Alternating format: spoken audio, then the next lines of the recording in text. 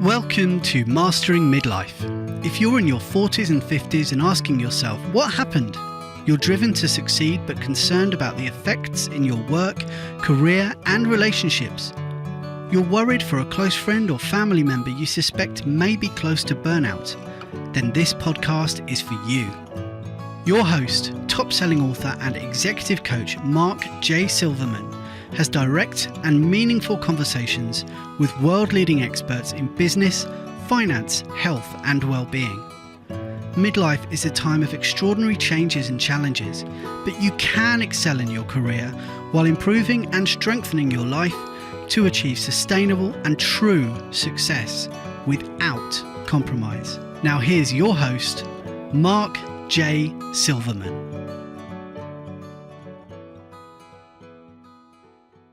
Great. So now we are now in part two. Part two of the conversation with Tripp Lanier. I was told to keep this to 20 minutes, but I knew with talking to you that was never going to happen. 20 minutes. We're just getting started. So warmed up. So tell me, take being a mature dad. Take being a guy who has to take his kid to school, has to make enough money for health insurance, has to do all these things. Yeah. And then take the wild man and put those together for me. Let's see. Put those together. Like, how do they coexist? Yeah. How do you alchemize those two and juggle those impulses and make sure that you have health insurance for your kid and that surfer boy is still alive and well? The myth is that if we embrace the wild man, then it will kill us. So my dog passed away on Friday, and it triggered all this grief that I had from my youth of losing my mom, and I just went down this deep hole. I've had to deal with that grief enough where it's like, I know it won't kill me. I know it won't consume my whole life, even though in the moment it feels like I'm going to be consumed, like I'm just going to die here. And so I think it's one of the reasons why I fought grief for 13 years. It's like, if I actually feel this stuff, it's going to kill me. It's going to consume me. And I think for many of us, that wild man is another form of fear. It's another form of, I'm going to lose control. And what happens is that desire to try to control it and cage it and bottle it up and ignore it is that's when it starts to actually rule us. It starts to actually have power over us. And so the key is like, okay, we got to be curious and welcoming and say, all right, so what's my wild man needing? What's this guy needing? I got to check in with him, right? He's not in the cage. Can I interject and preface for myself, when you're talking about this, I think about people I talk to and they say, if I let my anger out, it's going to be dangerous. If I actually experience my sadness, it's never going to end. It'll lead to depression. And they're scared of the overwhelmingness of those emotions. Yeah. And what a great reason. Like, I don't want to feel them. So let me create some kind of story that says I bet it's better to keep it caged up. Right. Protecting the world from my dick or my anger or whatever it is. So I better keep it caged up, which more likely it's just, I just don't want to deal with this. I don't want to see myself like this. I don't want to have this experience. So let me keep it caged up. So you were just talking about feeling your grief and anger or turn on or just like whatever, like that part of us that would threaten the things that we care about. So I do care about my family, and I do care about money in the bank, and I do care about having insurance and all of that kind of stuff. All of that stuff does matter. And so, but if I'm playing defense, I will kill the parts of me that look like they may threaten that. So the aspect here is like, can I get curious and say, all right, what do those aspects need? Instead of hoping that I can outrun them or cage them up or bottle them up, it becomes a curiosity. Like, okay, well, how can I play? Thankfully, my wife Allison's great. It's like last year, she got me 5-day rallycross driving school. Like, I'm just whizzing around the mountains of New Hampshire, flying around, like just screaming my head off. Like, that's it. She knows who you are. She knows. And she knows that if I'm not, like, that's where the support comes in, right? It's not, she's not there to rescue me, but she sees these aspects of me. Not like, hey, you need to bottle that up and keep it away from me because it's dangerous. It's like, we need to find ways for you to integrate that. And what's the same type of gift you gave her? her thing is like the thing that she's afraid to really own is her woo-woo spirituality stuff, because I make fun of it.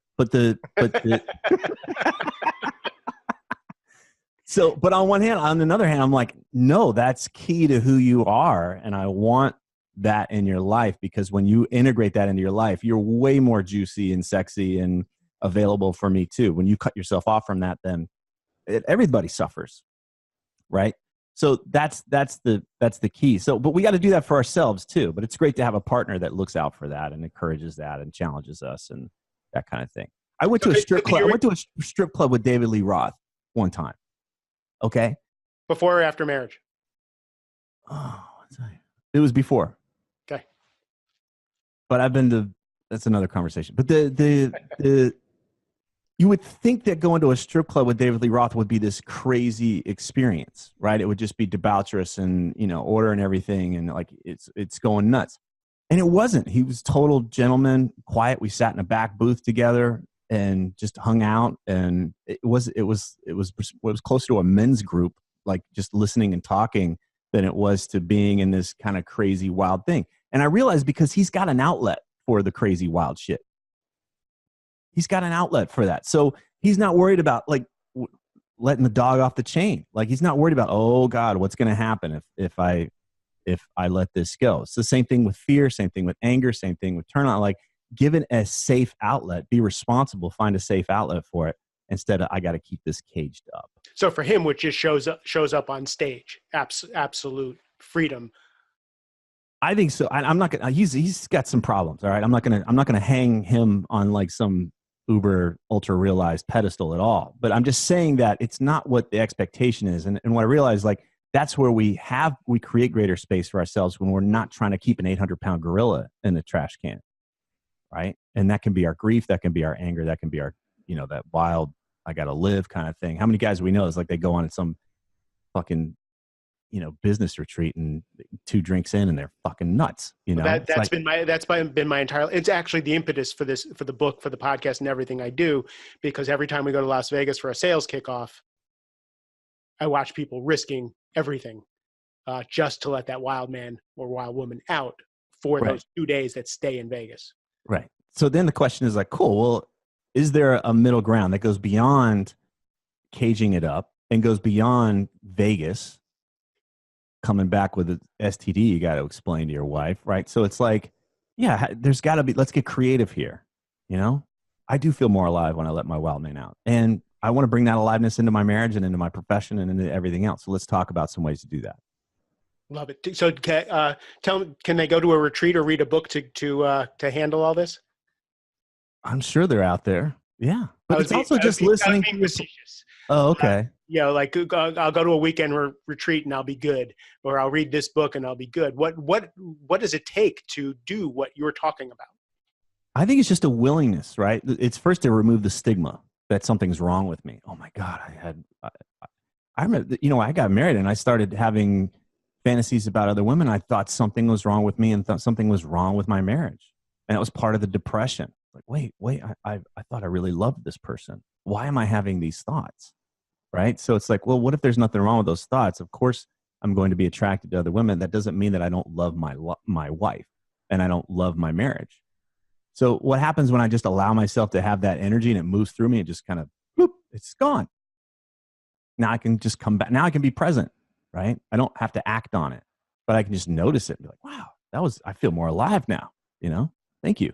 But I don't have to cage it up and, oh my God, I hope I can crush this down. So we got to remove the stigma that if I think this thing or I feel this way, it means something's wrong or off. So in other words, you can take it out of the box and take a look at it. Take a look at it. Yeah. You don't have to act on it. You can just take a look at it. But then it might be like, yeah, go have some freaking fun. When's the last time you really had fun? You got in the mud and you did some shit that, felt like you were 6 years old again, or whatever that might be, where you're out in the mud, or who knows what. But there's some aspect where we are stretching ourselves and we feel alive and we give ourselves that permission. And the fear there is like, I'm going to lose control. So what can you do, right? How can you bring that adult in there and say, yeah, well, what if you didn't lose control? How can we set this up in a certain way? you might find So you're working with a guy and you work with him for a year, and you first you get him to actually start to see that he's living this construct and living this defensive life. Then you get him to start to open up and see the parts of him that he's rejected or put into shadow and not been willing to look, and he starts to look at that. Now where do you take him? let's see if it's really true that if you talked about this with your wife, it would end things. Let's see if it's really true that if you went on a weekend expedition to do XYZ, it would blow up your life. Let's see if it's really true. And you now just it's go out and experiment. Yeah. And it's the same thing as when your 6-year-old kid comes in and says there's a monster on their bed. You say, well, let's grab a flashlight and go look. Right? Instead of me jumping on board and being like, yeah, there's a fucking monster on the bed. It's like, well, let's go look. And then we start to chip away and you realize there's no monster. There's no monster. It was all between our ears that there was a big scary thing in there that we had to worry about. Most of the time, like what most of us are wanting to do is nothing that would really threaten our marriage and stuff. It's just the fear that we might get a no, we might get pushed back, we might get shamed or something like that. That's the whole thing we're trying to avoid. So what's this new mindset or new way of being that you're advocating? Once we've gone through these steps and now it's a practice, it's a way of life, it's who we are. What is it that you're advocating for people? I want them to stop making outcomes like money and marriage and kids and retirement and success or whatever those types. I'm tired of having people place their well-being on those things because it doesn't work. How many of us have created those outcomes and said, and thought we'd be fine, thought we'd be good, thought we'd have it handled? We don't understand what we're really playing for. And what we're playing for is the experience that we hope those outcomes will provide. So I'm hoping that once I have these outcomes, I will feel safe. I'm hoping once I have these outcomes, I'll feel comfortable. I'm hoping this is where I'm going to feel loved. I'm hoping this is where I feel alive and free and at peace. But once we start to understand that, we can stop placing conditions on those experiences. We don't have to wait until one day. We don't have to wait until somebody gives us permission or any of these other types of things, those outcomes, those events out in the future. We can just start to look at our lives now and say, hey, you know what? I'm tired of feeling freaking drained. I want to feel alive. What could I do today that would have me feel more alive? What would have me feel more free today? My schedule sucks. What would I do? I might cancel some things and move them around and then go play somewhere. So it just, I don't know what you would call that, but that's how I practice. This is the core of everything in my book, which is stop hoping that these events and these outcomes and these goals, these accomplishments are the thing that we're wanting. Understand that what we want underneath are those experiences. And to come back to the midlife context is that we've often thought that midlife was going to be one of these outcomes, one of these events, one of these milestones in our life where something was going to be different. We'd have a different experience than the one we're having now. And when we reach this place in midlife and we compare that to what we imagine in our head, we feel this disappointment because the expectation is not being met. So we create more outcomes and shit or whatever. We create another set. Okay, I need the red shiny car and that chick over there and blah, blah, blah. And we don't actually get in touch with the experiences we're most wanting. We start to say, hey, if I want to have more freedom, aliveness, and peace and love, maybe I can figure that out in the world that I've got right now instead of needing to blow it up.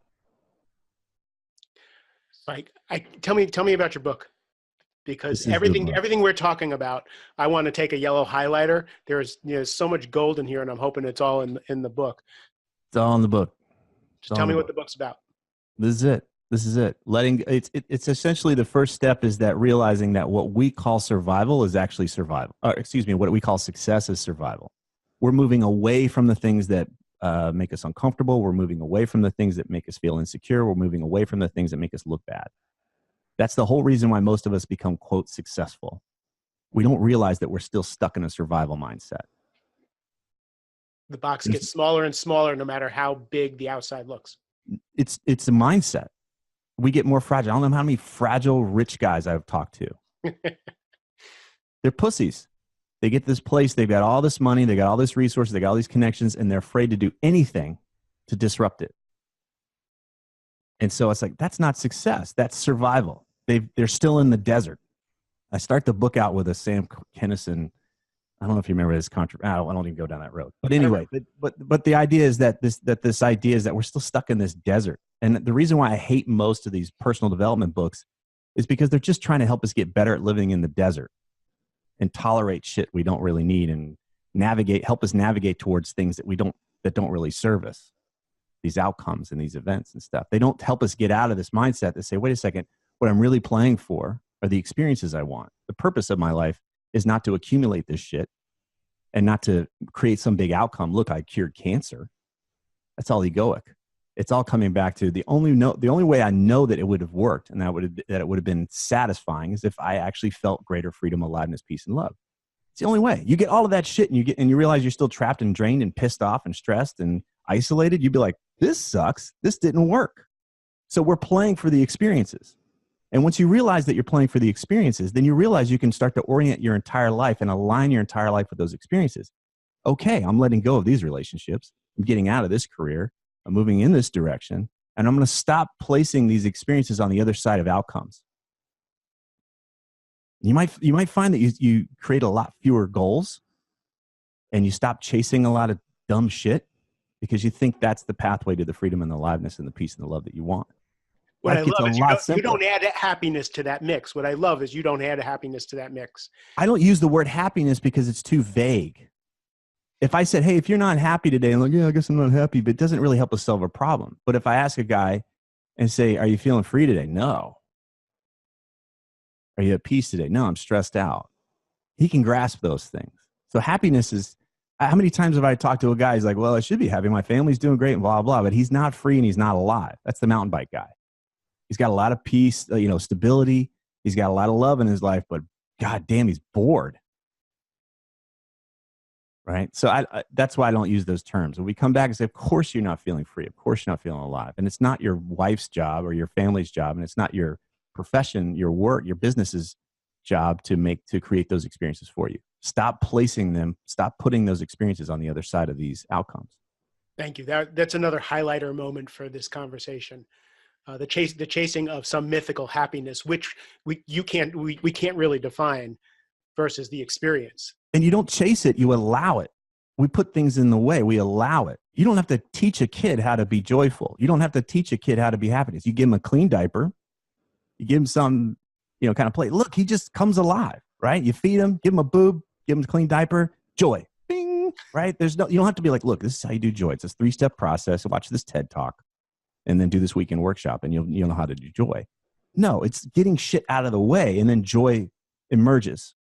You don't have to train yourself to do it. We have to retrain ourselves to get the shit out of the way, which is I need my wife to be a certain way. I need to be a certain weight. I need to have a certain amount of money in the bank. And I need to make sure I got these bills paid. All of that stuff are these conditions before we can experience the joy. And that's what I'm sick of in my own life. And I'm sick of other people that place those conditions and block that from their ability to just allow those experiences into their lives. And it's not easy because as soon as you start engaging that and you start to remove that stuff, you will realize, it's going to fuck up everything that gives me a certain sense of comfort and a certain sense of security. I'm experiencing that every day of my life at this point because I'm on the same path.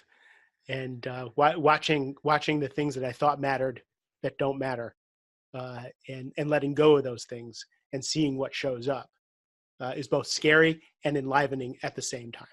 For me. Yeah. And there's a part of us, it's really hard to just let go that it needs to be hard and complex. It's our low self-worth that says, I have to create all this other shit before I can allow joy into my life. I need things to be hard to have joy in my life. It's low self-worth. I'm not enough. Once I'm enough, then I'll allow that. And you can just watch people make their lives really freaking hard for no other reason. Life's hard enough. It's like we don't need to add on to it in order to, check the box. Okay, now you can experience joy. I'm sick of it. You're rendering me speechless. This is everything I hope for people listening to this podcast to hear. And for me, not knowing how to bring this into the conversation, and you just did it magnificently. So thank you. I hope you all had your highlighter out. When does the book come out? Oh, I don't know. I still got to write the last third of it. So Okay, so we'll be looking for that, and we can find Tripp 2019. at the New Man Podcast. Yep. And I will put your information in the notes for this podcast. Thank you. Any other big projects on the way for you? Getting my roof fixed. Yeah, we're still coming back from the hurricane. So right. So you're in you were in the hurricane's path, so you're dealing with adult shit. It's like a drag. I want to go race cars in New Hampshire, and I got to fix the fucking roof. Yeah, that's what I mean. It's like there's no like once all this stuff's done, then I'll be able to, right? How many of us are fucking taken way too soon, and we didn't give ourselves the opportunity to do it now? It's not a hedonistic thing either. You know, it's just like, yeah, I take care of my responsibilities, and then it takes work. It takes work to go have fun. Beautiful. Is there any final words of wisdom you want to leave the audience with? Oh, I think if we were to come back to the midlife thing, is just look at this idea that says I'm supposed to be here, I'm supposed to be this, or I'm supposed to be that at this point in my life. I think that's kind of the underlying thing. And just, is it really true? Is it really freaking true that I'm a failure if I'm not at this point in my life, right? Is it just like whatever that thing is, I'd take a flashlight to it and really see if there's a monster under the bed. Love it. Self-inquiry. Tripp, really, thank you for the time. If you know of anybody who you'd like me to interview for this subject, please send me a note, and we will explore that further. Please Tripp, since you're an experienced podcast guy, and this is my first podcast, how do you end a podcast with asking for likes, reviews, and sharing the podcast? I never asked for that stuff. That's because you're self-contained and okay the way you are. I don't know. I'm also afraid to get no's and to sound like some kind of, I don't know. This is great. So I'm gonna get out of my comfort zone. I'm gonna ask you to please like this podcast. Please write a review. Please suggest future guests for the podcast and share it everywhere on Facebook, on Twitter, on LinkedIn, and anywhere that you can. We really appreciate you listening, and we'll talk to you next time. Thank you. You rocked that. That was great. Thanks for listening to Mastering Midlife. If you enjoyed the show, please leave a rating and review. To hear more from Mark and be the first to find out about new shows, you can subscribe to Mastering Midlife anywhere podcasts are heard, and listen on Amazon Alexa by adding this show to your flash briefing. For more resources, to find Mark's best-selling books, and to work with Mark, please visit the website at markjsilverman.com.